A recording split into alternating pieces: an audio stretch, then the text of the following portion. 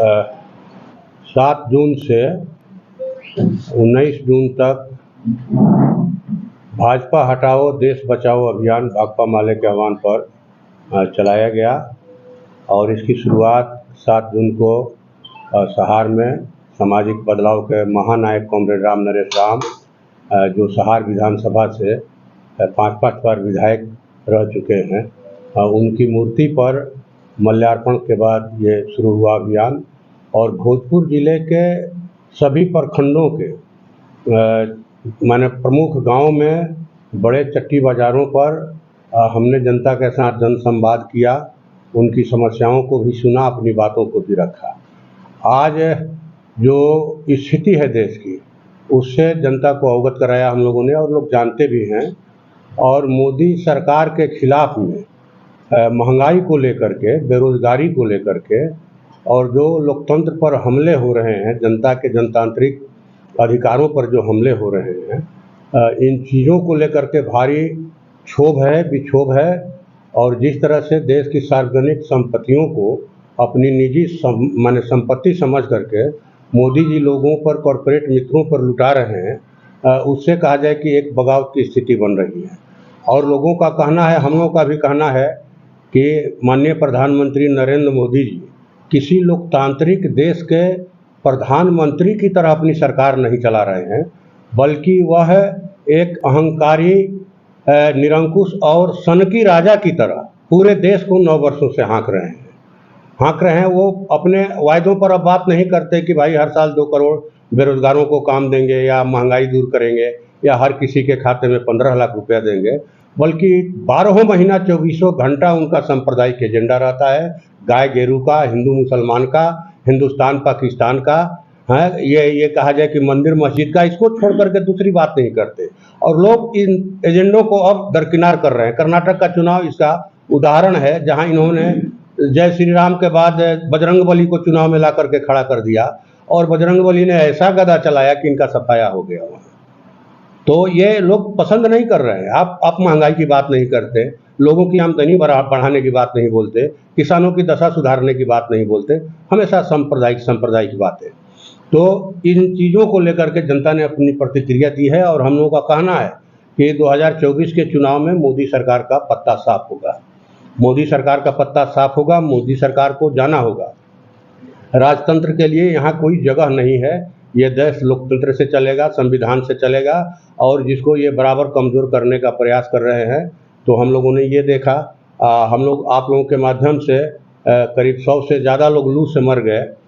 हम उनको अपनी श्रद्धांजलि भी देते हैं, और बिहार सरकार से मांग करते हैं कि लू से जिनकी मृत्यु हुई है उसको आपदा में शामिल करके उनको 4.5 लाख का मुआवजा दिया जाए। एक मांग हम लोग उठाते हैं। ये लू में जो लोग मरे हैं, हम लोग खुद लू को मैंने झेले हैं। 7 जून से 19 जून तक क्या गर्मी चल रही थी, हम लोगों ने देखा। जो लोग ऐसा कर रहे थे कि ये डिग्री वो डिग्री, मैंने कहे कि इसी रूम में बैठ कर के तापमान का वो कहे कि मैंने आकलन कर रहे थे।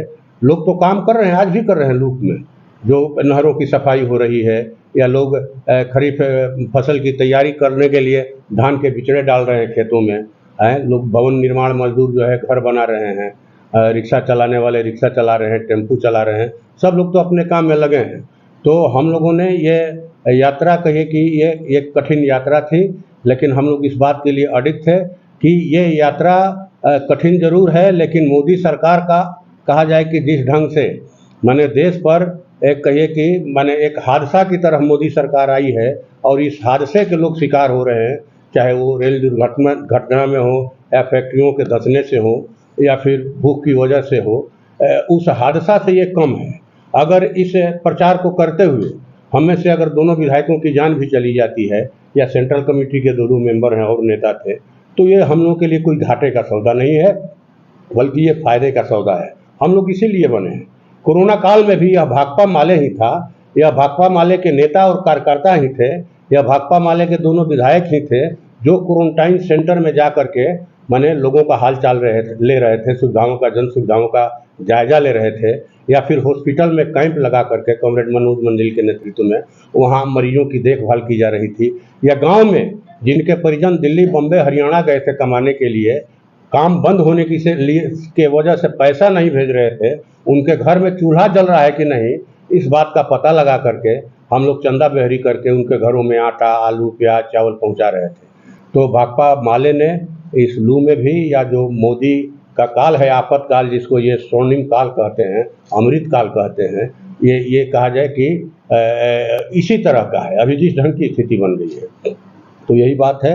और फिर हम लोग दोहराएंगे कि जो लोग लू से मरे हैं उनको आपदा में सरकार 4.5 लाख का मुआवजा दे। और देखिए, हमारे देश में आज़ादी के साथ लोकतंत्र, लोकतांत्रिक अधिकार और संविधान आया था। मोदी सरकार अभी जो पार्लियामेंट का उद्घाटन किए हैं, पार्लियामेंट बाबा साहब डॉक्टर भीमराव अंबेडकर द्वारा रचित भारतीय संविधान का आंगन है। और संविधान के आंगन में, लोकतंत्र के आंगन में राजतंत्र के प्रतीक सेंगोल का क्या काम है? तो भारतीय संविधान का मनुस्मृतिकरण करने की बीजेपी, आरएसएस की, मोदी सरकार की जो साजिश चल रही है, यह देश की आवाम, देश के नौजवान, देश के दलित पिछड़े लोग बिल्कुल कतई मंजूर नहीं कर रहे हैं। और जिस तरीके से यह देश, यह समाज राजशाही को मार गिराया है, सामंतशाही को पीछे ढकला है, उसी तरीके से मोदी शाही को भी मार गिराएगा। और इस देश में लोकतंत्र बचेगा, संविधान बचेगा, आज़ादी बचेगी, लोकतांत्रिक अधिकारें भी रहेंगे, प्रेम और भाईचारा भी रहेगा। अगर कोई नहीं रहेगा तो मोदी की हुकूमत नहीं रहेगी। और देखेंगे जो सत्ता है और संपत्ति है, इसका केंद्रीकरण हो रहा है। जो पूरा पावर है, इसे पूरा पावर को सेंट्रलाइज्ड किया जा रहा है। राज्य सरकारों के बहुत सारे अधिकार को छीना जा रहा है।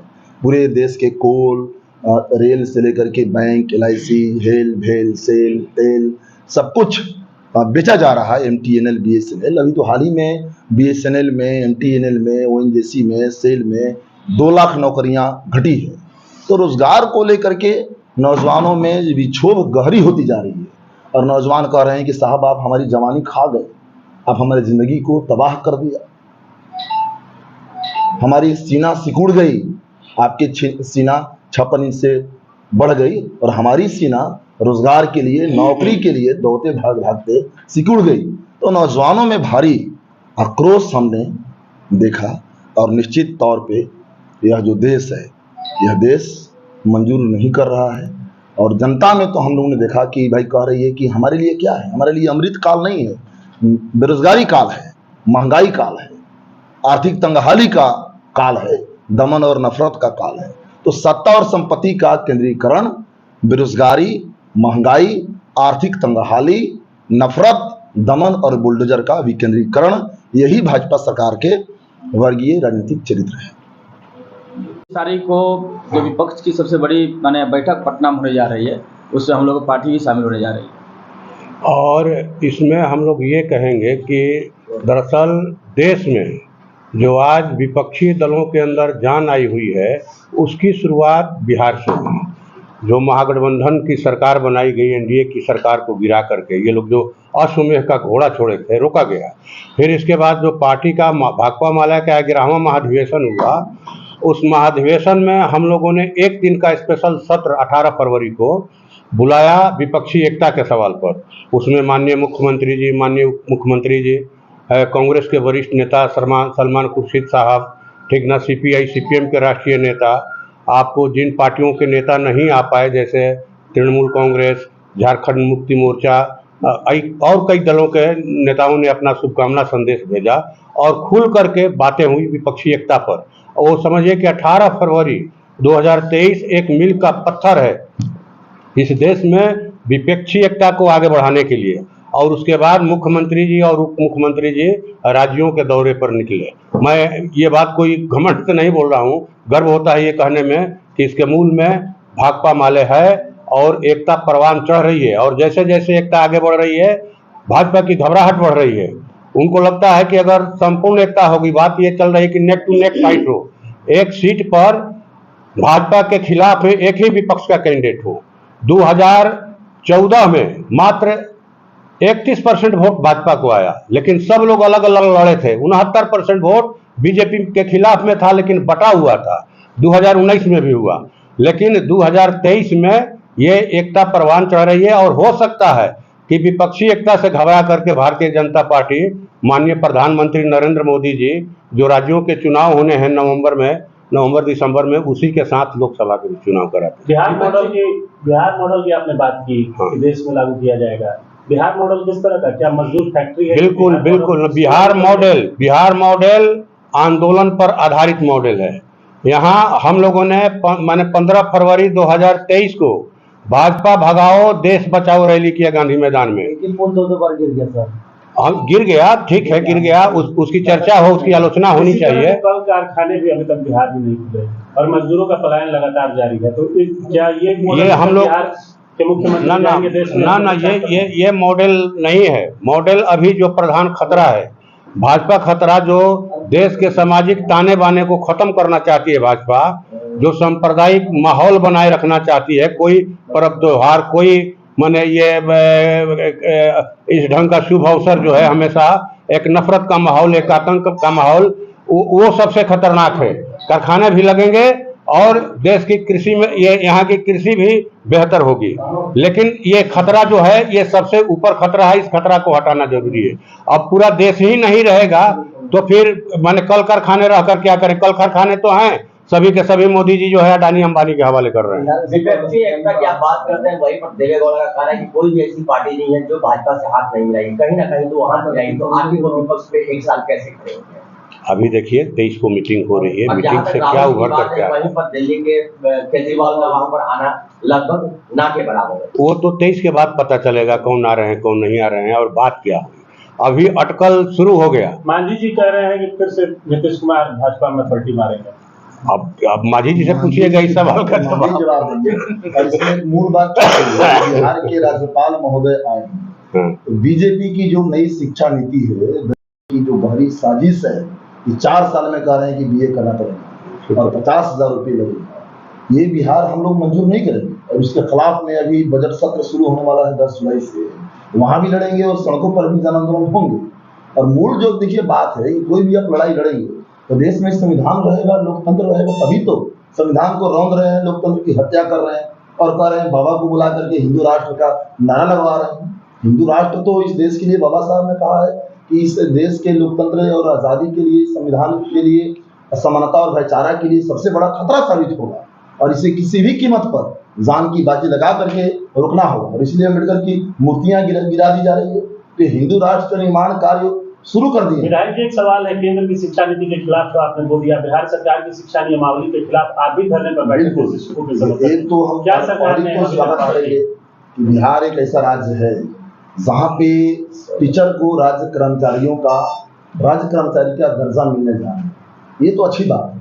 हम लोग तो इसमें ये बस डिमांड उठा रहे हैं कि जो 7वां चरण को आप बहाली ले लें और जो पहले से नियोजित टीचर्स हैं उनको राज्य कर्मचारी का दर्जा दे दें। लेकिन जो राज्य कर्मचारी का दर्जा मिलेगा बीपीएससी से जो परीक्षा हो रही है उसका तो हम लोगों ने स्वागत किया है। और पुलिस में भी बहाली हो रही है और डॉक्टर्स की भी बहाली हो रही है, लेकिन केंद्र सरकार तो सरकारी नौकरियां ही खा रही है, खत्म कर रही है। आप साहब अगर नौकरियां नहीं दे सकते तो सरकारी नौकरियां पैदा करने वाले जो सेक्टर है उसको तो कम से कम नहीं बेचते। महंगाई अगर कम नहीं कर सके तो हम कुछ लगा करके रखते। और ये जो सवाल उठाया जा रहा है उसको आप जेल में डाल दे रहे हैं। उमर खालिद भाई 1000 से ज्यादा दिनों से जेल में, पत्रकार बोले, प्रोफेसर बोले, डॉक्टर बोले, इंजीनियर बोले, कोई सबको जेल में आप डाल दोगे। जेल और दमन और बुलडोजर ये लोकतंत्र का प्रतीक है। तो हिंदू राष्ट्र का, वंशवादी राष्ट्र का ये निर्माण का शुरू कर दिए हैं और इसके खिलाफ लड़ाई भी चल रहा है। कहना है कि संविधान की जैसे बात कर रहे हैं ना, ये संविधान रहेगा नया संविधान है, क्योंकि इस संविधान में बहुत सी त्रुटियां हैं। इस तरह की 2024 अगर हमारा रहा तो फिर नया संविधान है जिसके तहत पर नए संसद भवन का भी निर्माण। जो भारत का संविधान है इन्हीं नहीं लिख दिया गया। आजादी के आंदोलन के कोख से भारत का संविधान की रचना हुई तो बाबा साहब डॉक्टर भीमराव अम्बेडकर ने सामाजिक आर्थिक जो विषमता थी, राजनीतिक जो विषमता थी, इन सब और हर तबका, हमारा जो भारत का संविधान है वो जाति, भाषा, धर्म और लोगों के रंग रूप के आधार पर किसी के साथ भेदभाव नहीं करता है। तो हर लोगों को ये अधिकार देता है, कानून के नजर में सब कोई बराबर है। और आप कह रहे हैं कि भाई मनुस्मृति लाएंगे, तो ये होगा नहीं। मनुस्मृति को जला दिया जाएगा, मिटा दिया जाएगा और भारतीय संविधान और बुलंद है। 2024 में क्या लगता है, भारतीय जनता पार्टी की जो भाजपा की केंद्र में सरकार है वो रहेगी या जाएगी? जिस तरीके से लगातार आप लोग भाजपा के विरोध में अपना मोर्चा खोल दिए। देखिए, भाजपा हटाने की शुरुआत इस बिहार से हो चुकी है और पिछले 9 अगस्त 2022 को बिहार में भारतीय जनता पार्टी की सरकार थी और मोदी जी और शाह जी समझ रहे थे कि जहां हम चले जाएंगे, जहां हमारा चरण पड़ जाएगा, वहां से हम हटेंगे नहीं। तो बिहार की जनता ने उनको हटा करके बिहार से इसकी शुरुआत हो चुकी है और ये लगातार अभियान जारी है। अभी कर्नाटका में जो चुनाव हुआ विधानसभा, आज से 5 साल पहले ठीक उसी कर्नाटक में जेडीएस और कांग्रेस सरकार थी और उस सरकार को यह गिरा करके अपनी सरकार बनाए थे।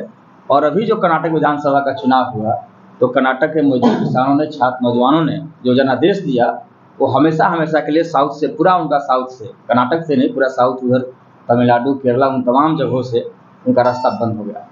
तो आज भारतीय जनता पार्टी के खिलाफ वो तमाम लोग खड़े हो गए हैं। जो हरियाणा के किसान, जो पूर्वी उत्तर प्रदेश के किसान 2014 में और 2019 में उनको वोट देकर जिताने का काम किए थे, आज वो किसान उनके खिलाफ में खड़े हैं अपनी कृषि को बचाने के लिए। वहीं देश की खिलाड़ी दिनेश फोगाट और साक्षी मलिक, जो कहा जाए कि 2019 के लोकसभा के चुनाव में इन लोगों ने भारतीय जनता पार्टी के लिए वोट मांगा था, दिनेश फोगाट और साक्षी मलिक ने। और जब यह विदेशों में जाकर के मेडल लाई तो मोदी जी ने कहा कि हम हैं तो मेडल आ रहे हैं। उन खिलाड़ियों को बुला करके चाय पिलाए और कहा कि बेटियां हमारी सम्मान को बढ़ा रही हैं। और वहीं बेटियों ने कहा, दिनेश फोगाट और साक्षी मलिक ने, कि मोदी जी, आपका भारतीय जनता पार्टी का सांसद और कुश्ती संघ के राष्ट्रीय अध्यक्ष ब्रजभूषण शरण सिंह हमारे साथ छेड़खानी करते हैं, हमें छाती पर हाथ मारते हैं, हमारे कमर पर हाथ मारते हैं, तो ब्रजभूषण शरण सिंह पर कार्रवाई होनी चाहिए, कार्रवाई कीजिए। तो कार्रवाई नहीं हो रही थी। तो जब वही बेटियां, जब देश के तमाम खिलाड़ी जब दिल्ली के जंतर मंतर के सड़कों पर बैठे तो मोदी जी ब्रजभूषण शरण सिंह पर कार्रवाई के बदले इन महिला पहलवानों पर कार्रवाई कर रहे थे। इन्हें पुलिसिया द्वारा लाठीचार्ज किया जा रहा था, इनको पिटाया जा रहा था, इनको जेलों में बंद किया गया। और ब्रजभूषण शरण सिंह को लेकर के मोदी जी देश के संसद भवन में वो घूम रहे हैं। तो आज पूरा देश, हर लोग उसी संसद भवन में, देश की सबसे बड़ी पार्टी कांग्रेस पार्टी, सबसे पुरानी पार्टी रही है, विपक्ष की सबसे बड़ी पार्टी है।